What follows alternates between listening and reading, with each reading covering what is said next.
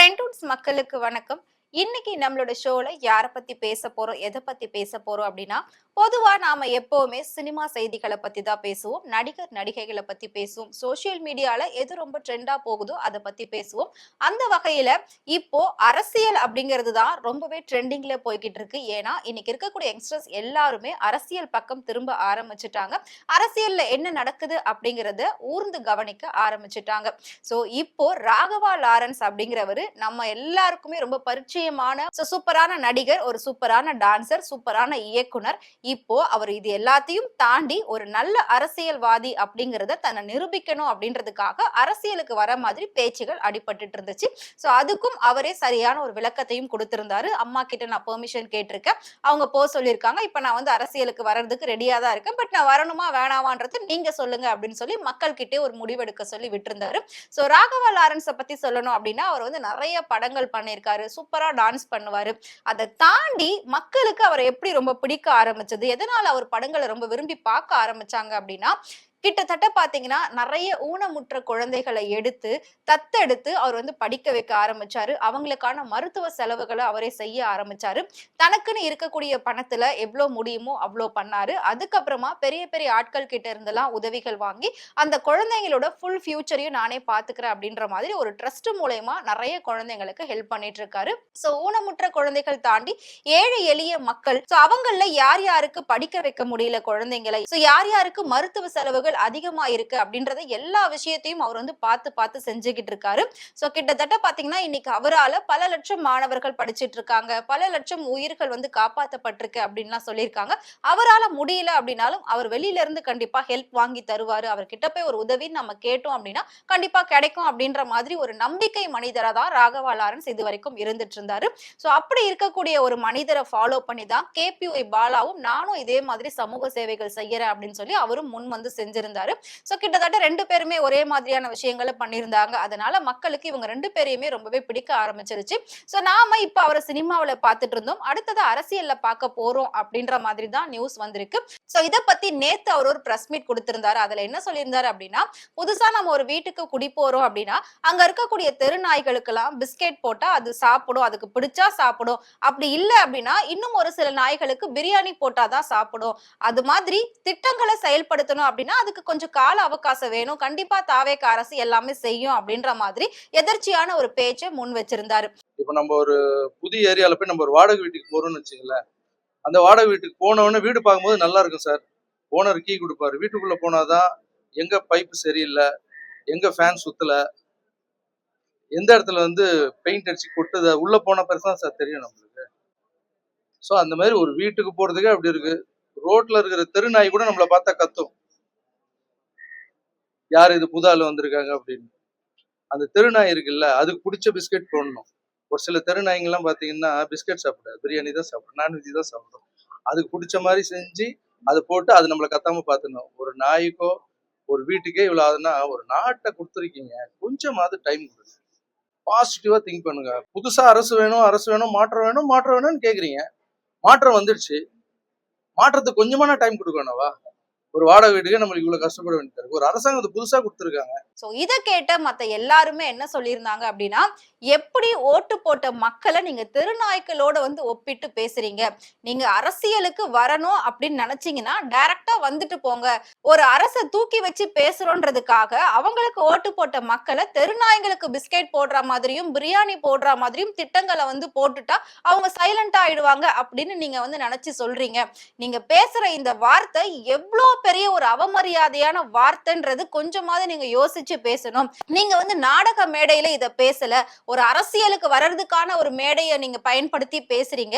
அப்போ உங்களோட பேச்சுல ஒரு நாகரிகம் வேணும். இது வந்து ஓட்டு போட்ட மக்களை ஒட்டுமொத்தமா நீங்க அவமதிக்கிற மாதிரி இருக்கு. நாயின்னு நீங்க யார சொல்றீங்க?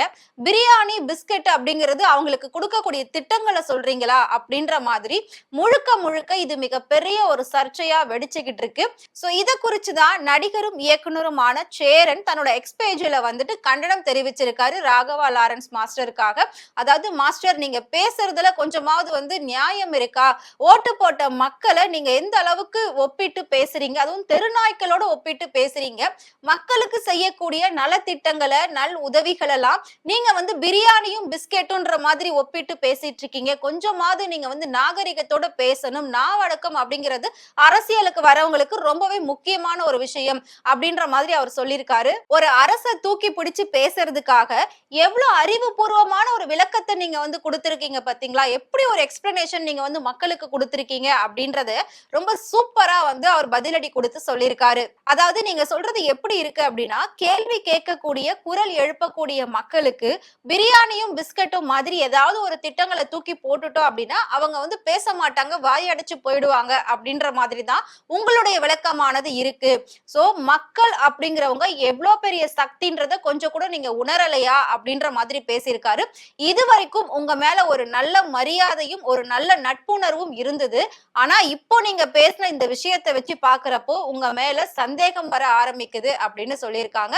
சோ இத பார்த்து இன்னும் பலர் என்ன சொல்லியிருக்காங்க அப்படின்னா, அவர் வந்து ஏழை குழந்தைகளுக்கு, ஊனமுற்றவர்களுக்கு எல்லாருக்கும் உதவிகள் பண்றாரு அப்படின்னா அவர் சொந்த பணத்தை போட்டு பண்ணல.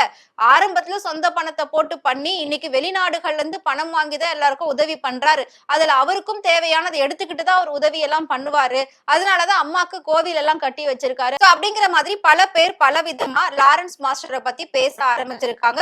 ஏற்கனவே கேபிஒய் பாலாவுக்குமே இதே மாதிரியான ஒரு சர்ச்சை பேச்சு வந்தது. பட் வந்து அவரோட காசுல அவர் உதவி பண்ணல, வெளிநாட்டுல இருந்து வாங்கி உதவி பண்றாரு. அவருக்கு இதுல எதுவும் இல்லாம அவர் கண்டிப்பா பண்ண மாட்டாரு. இதுக்கு பின்னணியில ஏதோ ஒரு விஷயம் இருக்கு, உள்நோக்கம் இருக்குன்ற மாதிரி சொல்லிட்டே இருந்தாங்க. அதுக்கப்புறமா பாலா உதவி செஞ்சுக்கிட்டு தான் இருக்காரு. ஆனா அது வெளியில பெரிய அளவுல வரல.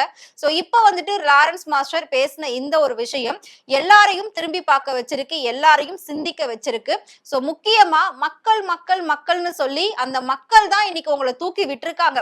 இவ்வளவு நாள் நீங்க மக்களுக்காக எல்லாம் பேசுறேன், கஷ்டப்படுறவங்களுக்காக நான் உதவி பண்றேன்னு சொல்லிட்டு அவங்கள தெருநாய் கூட ஒப்பிட்டு பேசிட்டீங்களே, இது வந்து ரொம்பவே கஷ்டமான ஒரு விஷயம். சோ இத வந்து நான் ஒரு சாதாரண மனிதனா கேள்வி கேட்கிறேன் அப்படின்ற மாதிரி வந்து அவர் சொல்லியிருக்காரு. அதையும் அவர் எப்படி சொல்லியிருக்காரு அப்படின்னா, நீங்க தூக்கி போடுறீங்கல்ல நலத்திட்டங்கள், அதாவது பிஸ்கெட்டும் பிரியாணியும் மாதிரி, அத வாங்கி தின்னாத ஒரு தனி நபரா நான் வந்து இருந்து இந்த கேள்வியை நான் கேட்கிறேன், உங்களுக்கு கண்டனம் தெரிவிக்கிறேன் அப்படின்ற மாதிரி தன்னோட எக்ஸ் பேஜ்ல சேரன் அவர்கள் போட்டிருக்காங்க. சோ சேரன் மட்டும் இல்லாம இன்னும் ஒரு சில நடிகர்கள்லாம் லாரன்ஸ் மாஸ்டருக்கு எதிரான கருத்துக்களை தான் முன் வச்சுக்கிட்டு இருக்காங்க. இன்னொரு பக்கம் பாக்குறப்போ மக்கள் என்ன சொல்றாங்க அப்படின்னா, அரசியலுக்கு வர்றதுக்கு முன்னாடியே இவர் இவ்வளவு பேசுறாரே, அப்ப அரசியலுக்கு வந்துட்டா இவர் எப்படி பேசுவாரு? ஒருவேளை நம்மளோட முதலமைச்சர் விஜய் இவரை திருச்சி கிழக்குல நிக்க வச்சுட்டாரு அப்படின்னா அவர் சொல்றதுக்காக நாமளும் இவருக்கு ஓட்டு போட்டு ஜெயிக்க வச்சிருவோம். அதுல எந்த ஒரு சந்தேகமும் கிடையாது. கண்டிப்பா இவர் வந்து அங்க நின்னாருன்னா ஜெயிச்சிருவாரு. ஏன்னா இன்னமும் பல மக்கள் வந்து முட்டாளாதான் இருந்துட்டு இருக்காங்க.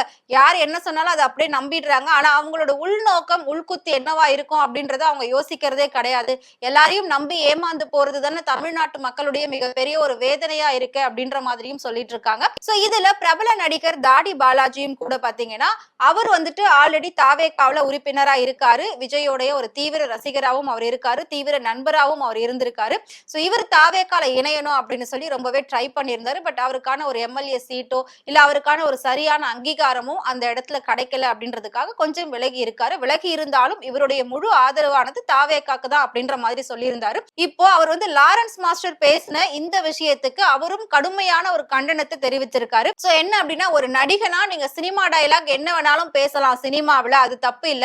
ஆனா நீங்க அரசியலுக்கு பொதுமக்களுக்கு சேவை செய்யணும்னு வரும்போது நாவடக்கம் ரொம்பவே தேவை. அதனால உங்களுக்கு வந்து அநாகரிகமான பேச்சு கூடாது. நீங்க இப்படி சொல்றது ரொம்பவே வன்மையா கண்டிக்கத்தக்க கூடிய ஒரு விஷயம். ஏன்னா மக்கள் நினைச்சா ஒரு செகண்ட்ல எதையும் ஆக்க முடியும், எதையும் அழிக்க முடியும். சோ இன்னைக்கு மிகப்பெரிய ஒரு மாற்றத்தையே உண்டு பண்ணிருக்காங்க. கிட்டத்தட்ட 75 வருஷத்துக்கு அப்புறமா ஒரு மாற்றத்தை மக்கள் உண்டு பண்ணிருக்காங்க. அதுக்கான ஒரு சக்தியா தான் இன்னைக்கு தாவேக அரசு வந்திருக்கு. அப்படி இருக்கும்போது நீங்க பேசுற இந்த விஷயம் உங்களை வந்து இந்த இடத்துக்கு கூட்டிட்டு வர்றதா நினைக்கிறாருல, அது அவருக்குமே மிகப்பெரிய ஒரு அவமரியாதையை தான் உண்டாக்கும். சோ தாவேகால இருக்கக்கூடியவங்க பண்ணக்கூடிய சின்ன சின்ன தப்பு, பேசக்கூடிய சின்ன சின்ன விஷயங்கள் கூட பாத்தீங்கன்னா முதலமைச்சர் அவர்களை தான் அது வந்து பாதிக்கும். சோ முதலமைச்சர் விஜய் அவர்களுக்கு எந்தவித களங்கமும் எந்தவித பாதிப்பும் வராத மாதிரி உங்களோட பேச்சுக்கள் இருக்கட்டும். சோ இதுக்கப்புறம் நீங்க வந்து மக்களை பத்தி இந்த மாதிரி பேசாதீங்க. என்ன பேசுறோன்றதை யோசிச்சு பேசுங்க. ஒருத்தரை தூக்கி வைக்கிறதுக்காக இன்னொருத்தரை கால்ல போட்டு மிதிச்சு பேசாதீங்க அப்படின்ற அப்படின்ற மாதிரியும் தாடி பாலாஜி சொல்லியிருக்காரு. இன்னும் பல நடிகர்களும் இதற்கு கண்டனம் தெரிவிச்சிருக்காங்க. உடனே எல்லாரும் வந்து லாரன்ஸ் மாஸ்டர் மன்னிப்பு கேட்கணும் அப்படின்னுமே வந்து நேத்து சொல்லியிருந்தாங்க.